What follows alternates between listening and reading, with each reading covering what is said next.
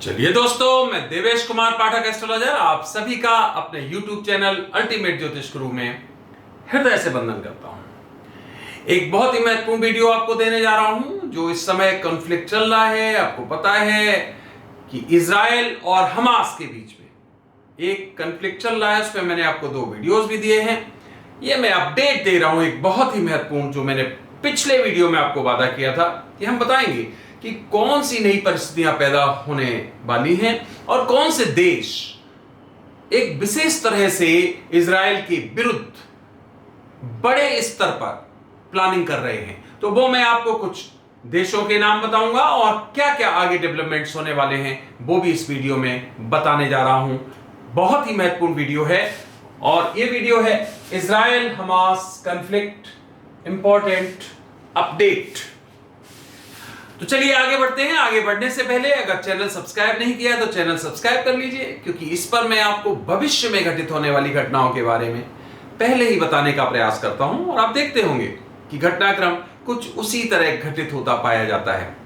जो भी विदेश में लोग रह रहे हैं उनको ये चैनल जरूर सब्सक्राइब कर लेना चाहिए, क्योंकि उनके बारे में कभी भी किसी भी समय कोई महत्वपूर्ण सूचना इस पर आ सकती है जो समय से पहले होगी। हो सकता है शॉर्ट नोटिस पे हो, तो उनको जरूर ये अपने पास सब्सक्राइब करके रखना चाहिए, जिससे कि उनको अपडेट हो सके कि अब हमें क्या करना है। अब जैसे कि इस समय सेंट्रल एशिया में क्या स्थिति है, कुछ इस तरह की परेशानियां कुछ देशों में तुरंत आ सकती हैं जिनके बारे में आपको जानना जरूरी होना चाहिए।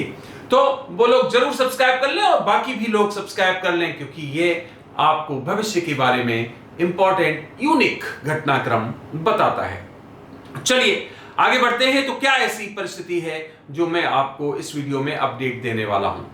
देखिए, जबरदस्त वहां पर आक्रमण चल रहे हैं। आपको पता है इजराइल आक्रमण कर रहा है, हमास के जितने भी क्षेत्र हैं, गाजा पट्टी, उस पर जबरदस्त आक्रमण कर रहा है और ये लग रहा है कि ये बहुत जल्दी सब कुछ सेटल हो जाएगा। पर यही भूल है, बहुत जल्दी कुछ सेटल होने वाला नहीं है, क्योंकि ये जो पर्टिकुलर आक्रमण किया गया है ये कोई एक छोटा प्लानिंग नहीं है, ये एक बहुत बड़ी प्लानिंग का हिस्सा है। हमास ये सब कुछ जानता था, ऑर्गेनाइजेशन वो सब कुछ जानता था कि इजराइल किस तरह रिटेलिएट करेगा, और इसीलिए आपको याद होगा कि लगभग 150 मोर देन दैट उन्होंने इजराइल के नागरिकों और कुछ विदेशी नागरिकों को कैद कर लिया है अपने पास। इस सब कुछ उन्हें पता था कि इस तरह की परिस्थितियां होंगी।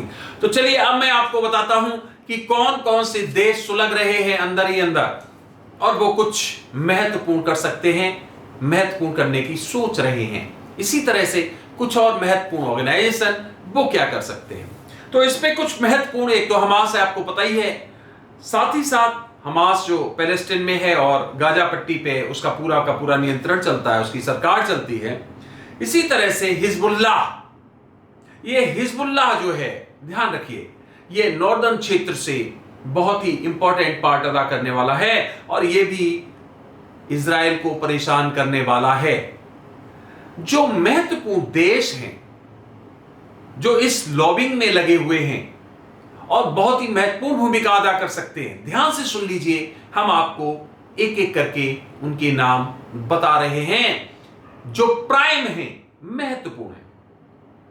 इसमें सबसे पहले ईरान टॉप पर है, इसकी पूरी भूमिका है, इसने पूरी प्लानिंग की है और ये इजराइल के विरुद्ध वो सब कुछ करना चाहता है जो एक बहुत बड़ा शत्रु करता है।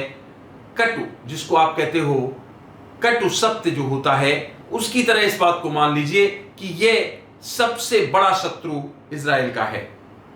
ईरान के अलावा मिस्र भी एक कंट्री है। ध्यान रखिए, मिस्र के साथ इनके कुछ समझौते चल रहे थे इजराइल के, लेकिन आपको पता है ऐसे समय पर सभी इस तरह के समझौते नल एंड वॉइड हो जाते हैं। आप सब समझदार हो। तो मिस्र है। तीसरा कंट्री है सीरिया।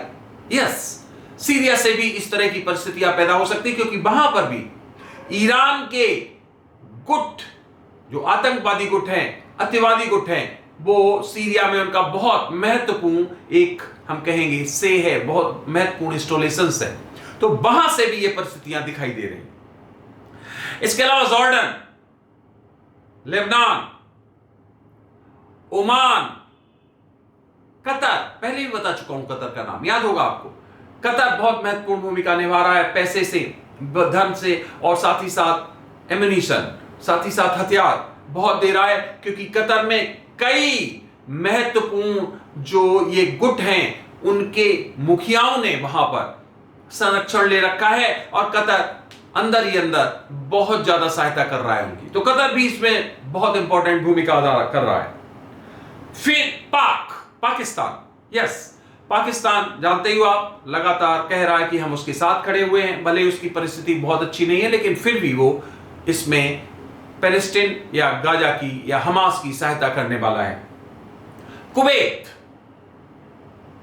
इंडोनेशिया और यहां तक कि मलेशिया, ये सभी देश एक तरह से एक छत्र, एक छाता में आ रहे हैं, एक अम्ब्रेला के नीचे आ रहे हैं, और इजराइल के अगेंस्ट बहुत जल्दी कोई एक बड़ा रेजोल्यूशन लाने वाले हैं। इनकी मीटिंग्स भी होंगी ओआईसी की, वो भी मीटिंग्स होंगी, ये आपस में तय करेंगे और इजराइल को एक तरह से एक एडवाइस करेंगे और वार्निंग देंगे कि युद्ध को बंद कर दीजिए, वहां पर जो मास लेवल पे जो आप डिस्ट्रक्शन कर रहे हो वो आपका विरोध किया जाएगा, वो अलाउड नहीं होगा। हो सकता है कोई एक टाइमलाइन भी दे दें कि इस टाइम तक इस युद्ध को बंद कर दीजिए, अदरवाइज इसके परिणाम घातक होंगे।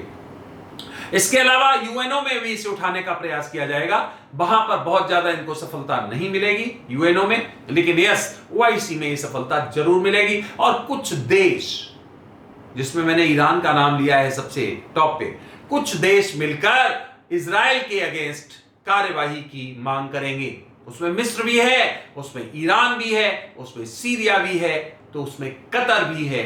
ये देश मिलके उसके अगेंस्ट, जॉर्डन भी है, बड़ी कार्रवाई की मांग करेंगे। तो ध्यान रखिए, हिजबुल्लाह का आक्रमण जरूर, आज 11 तारीख है, जिस दिन ये संघर्ष हुआ है उसके 9th डे के बाद हमें दिखाई दे रहा है कि हिजबुल्लाह भी इसमें अपनी भूमिका अदा करने वाला है। वो भी अपने आक्रमण कहीं ना कहीं करेगा, क्योंकि इस पर्टिकुलर जो भी मैंने 36 दिन का टाइम दिया है, आपको याद होगा 36 घंटे का टाइम दिया था पहले दिन, तो इसमें 9 के मल्टीपल्स बहुत काम करने वाले हैं। इसका मतलब 9 डेज के बाद परिस्थितियां एकदम विपरीत हो सकती हैं। 18 डेज, 27 डेज, 36 डेज, जरूरी नहीं 36 डेज में ये सबको सफाई हो जाए, नो, ये आगे बढ़ेगा, क्योंकि हमास ने पूरी तैयारी कर रखी है, हिजबुल्लाह ने पूरी तैयारी कर रखी है, ईरान ने पूरी तैयारी कर रखी है। आप कहेंगे हजारों की संख्या में रॉकेट्स उनके पास स्टॉक में हैं। ड्रोन्स, अभी तो ड्रोन्स अस्तित्व में नहीं आए, ध्यान रखना, अभी ड्रोन से हमले होंगे। इसके अलावा और भी कई उन्होंने इस तरह के अपने प्लान तैयार कर रखे हैं जो बारी बारी सामने आएंगे। यहां एक बात महत्वपूर्ण मैं आपको बताना चाहता हूं, और वो ये है कि इजराइल के बहुत 150 या 200 जो भी हैं, कुछ उसमें आर्मी ऑफिशियल्स भी हैं, उनको कैद कर रखा है, कुछ उसमें विदेशी भी हैं। इजराइल इस बात पर संधि के लिए तैयार हो सकता है कि उनको सबको छोड़ दिया जाए और हम पैलेस्टीन के कुछ लोग छोड़ देंगे। ध्यान रखिए, यह रणनीति की बात कर रहा हूं, कूटनीति की बात कर रहा हूं, युद्ध नहीं रुकेगा इसके बाद में, अभी बता रहा हूं, पूरा सुनिए। कूटनीति के तहत यह हो सकता है कि अपने लोगों को वापस ले लो, उसके बाद देखेंगे, उसके बाद हिसाब पूरा करेंगे, अभी का बदला तो हमने ले लिया। इसी तरह से हमास या पैलेस्टीन या जो और इसके इजराइल के विरोधी हैं, वो भी इसी बात पे संधि कर सकते हैं, आक्रमण बंद कर सकते हैं, संधि कर सकते हैं कि ठीक है, हमारे जितने भी वहां पर आपने बंदी बना रखे हैं उनको सबको वापस कर दीजिए। तो ये अब जो भी होगा कूटनीतिक होगा, ध्यान रखना, इसका मतलब चातुर्य, किसी तरह अपने लोगों को बचा के ले आओ। युद्ध बंद नहीं होगा, उसके बाद शुरू हो जाएगा, बहुत ज्यादा समय नहीं लगेगा। इसका मतलब ये संधि जो होगी वो शॉर्ट टर्म होगी, अगर होगी तो, और नहीं तो ये युद्ध आगे बढ़ेगा। और यहां ये युद्ध तो होना ही था, मैं आपको क्यों कह रहा था लगातार 3-4 साल से, ये तो एनर्जाइज क्षेत्र है, ये तो होना ही है, इसको रोका नहीं जा सकता है। आप ये आज सब कुछ देख रहे हो, किसी दिन हो सकता है आपको सुनाई दे जाए कि ईरान के ऊपर अमेरिका ने हमला कर दिया। क्यों? क्योंकि ईरान तो इस समय, ईरान पूरी तरह से इजराइल को खत्म करना चाहता है, अमेरिका के अगेंस्ट वो प्लानिंग कर रहा है। इसी तरह से इजराइल ईरान को समाप्त करना चाहता है, और अमेरिका भी इसमें पूरा पार्टिसिपेट करना चाहता है। तो इसका मतलब क्या हो गया कि युद्ध भले ही आपको लगे थोड़े समय के लिए कि अरे अब तो रुक रहा है, नहीं रुकेगा नहीं। ये युद्ध तो होना है, भयंकर वाला होना है, जिसमें बर्बादी बहुत बड़े स्तर पर होनी है, ध्यान रखिए। और इसमें एक जो जिसको आप कहते हो दुनिया में, जो मैंने आपको पहले बताया था कि एक संप्रदाय दूसरे संप्रदाय के साथ युद्ध में उतरेगा, ऐसा माना जाएगा। ये मान के युद्ध होगा और फिर कितना भीषण युद्ध होगा आप समझ सकते हो। मुस्लिम कंट्रीज 57 है दुनिया में, और दूसरे जो वर्ग के हैं वो भी बहुत जबरदस्त पावरफुल हैं। तो इसका मतलब ये युद्ध कहां तक जा सकता है आप खुद ही समझ सकते हो। तो परिस्थितियां निश्चित तौर पे विपरीत हैं। जिस लाइन पे पूरा मैंने आपको टाइमलाइन जिस तरह से बताया था, एक तरह से एक क्रोनोलॉजी बताई थी, उसी तरह घटनाक्रम चल रहा है। अभी तीसरा अवेटेड है चाइना और ताइवान का, वो भी आप देखेंगे किसी दिन इस तरह की परिस्थितियां सामने आ रही हैं। चाइना इंडिया, चाइना ताइवान, ये परिस्थितियां, नॉर्थ कोरिया साउथ कोरिया, तो वही उसी तरह का सब कुछ चल रहा है। इसलिए आप मत सोचिए कि ये युद्ध बहुत जल्दी समाप्त होने वाला है, या ये कुछ ऐसे ही अनजाने में या वैसे ही बचपने में कर दिया गया है। नो, ये आक्रमण बचपने में नहीं किया गया, सोच समझ के किया गया, पूरी व्यवस्था की गई, सब कुछ तैयारी है। और आप देखेंगे धीरे धीरे वो सभी सीक्रेट्स आपके सामने आएंगे कि ये एक बहुत बड़ी प्लानिंग थी इजराइल को समाप्त करने की, क्योंकि एक ही वो ऐसा रोड़ा है जो सबको खटकता है उनकी नजरों में। अगर ये ना हो तो शायद दुनिया में बहुत कुछ एकदम परिवर्तन हो सकता है। तो दोस्तों, आप समझ गए होंगे कि ये देश जो है वो अंदर ही अंदर पूरी प्लानिंग कर रहे हैं। दूसरी तरफ जो देश है उसमें मैंने बताया था आपको, अमेरिका है, फ्रांस है, जर्मनी है, बहुत महत्वपूर्ण भूमिका निभाने वाला है, ब्रिटेन बहुत महत्वपूर्ण भूमिका निभाने वाला है, स्पेन है, फिर यूरोपियन यूनियन, उसमें पूरे कंट्रीज जो 28 29 आते हैं वो पूरे के पूरे देश हैं। उनमें से कुछ देश भले ही अलग रहें, टर्की जैसा देश, लेकिन बाकी मैक्सिमम देश उसमें पार्टिसिपेट करने वाले हैं। काफी देश उसमें 11 से 12 देश तो यूनानिमसली उसको करेंगे। इंडिया है उसमें, साथ ही साथ इसमें ऑस्ट्रेलिया भी साथ देगा पूरी तरह से, कनाडा है ये भी पूरी तरह से साथ में खड़ा रहेगा, फिर जापान है वो भी खड़ा रहेगा, साउथ कोरिया है वो भी खड़ा रहेगा। तो ये देश जितने भी हैं वो सब के सब दूसरे ग्रुप में रहने वाले हैं। तो इस तरह से हमने आपको कुछ ग्रुप्स बताए हैं जो अलग अलग बंटने वाले हैं और परिस्थितियां विपरीत होने वाली हैं। तो इस युद्ध को भले ही ये रुक जाए, ये मत समझ लेना कि ये रुक गया, ये प्रॉब्लम खत्म हो गई, नॉट एट ऑल। इसीलिए बार बार कहता रहा हूं, जो सेंट्रल एशिया में वो लोग होशियारी से रहें, और जैसे जैसे परिस्थितियां विपरीत होती जाएंगी मैं जरूर आपको बताता जाऊंगा। कोशिश करिए, सुरक्षित रहिए, क्योंकि युद्ध का पता नहीं होता है। युद्ध की कितना भी डेट्स निकालो, कुछ भी करो, पर एक दुर्घटना का और युद्ध का एग्जैक्ट टाइम नहीं निकाला जा सकता है, टेंटेटिवली निकाला जा सकता है। तो बच के रहिए।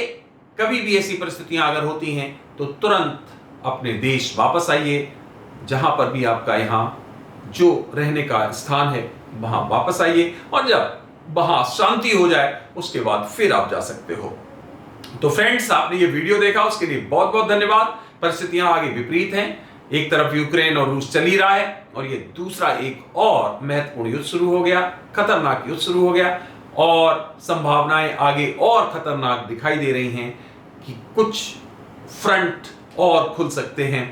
तभी तो विश्व युद्ध होता है, जब फ्रंट्स खुलते चले जाते हैं, कारण बनते चले जाते हैं, वहां से फिर वापस नहीं आया जा सकता है। याद होगा आपको 1939, याद होगा आपको 1914।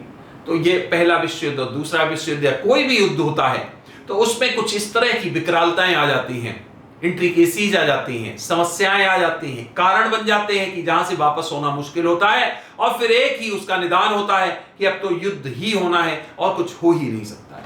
तो वैसे ही कुछ परिस्थितियां बनती जा रही हैं। ईश्वर करे, महादेव करे ऐसा ना हो, लेकिन फिर वही बात, होना वही है जो होना है। इसलिए हमारी दुआएं, हमारी प्रार्थनाएं उतनी स्वीकृत होंगी जितनी होनी चाहिए, क्योंकि ईश्वर को पता है कि हमें आगे क्या करना है और उसी तरह से आगे कार्य होने वाला है। आपने ये वीडियो देखा, अपना अमूल्य समय दिया, उसके लिए बहुत बहुत धन्यवाद। अगला वीडियो मैं जल्द आपको दूंगा, इस पर लगातार वीडियो देता रहूंगा, अपडेट्स देता रहूंगा, बहुत ही महत्वपूर्ण। आप जुड़े रहिए, देखते रहिए अल्टीमेट ज्योतिष गुरु। आप सभी को मेरी तरफ से ओम नमः शिवाय, नमस्कार।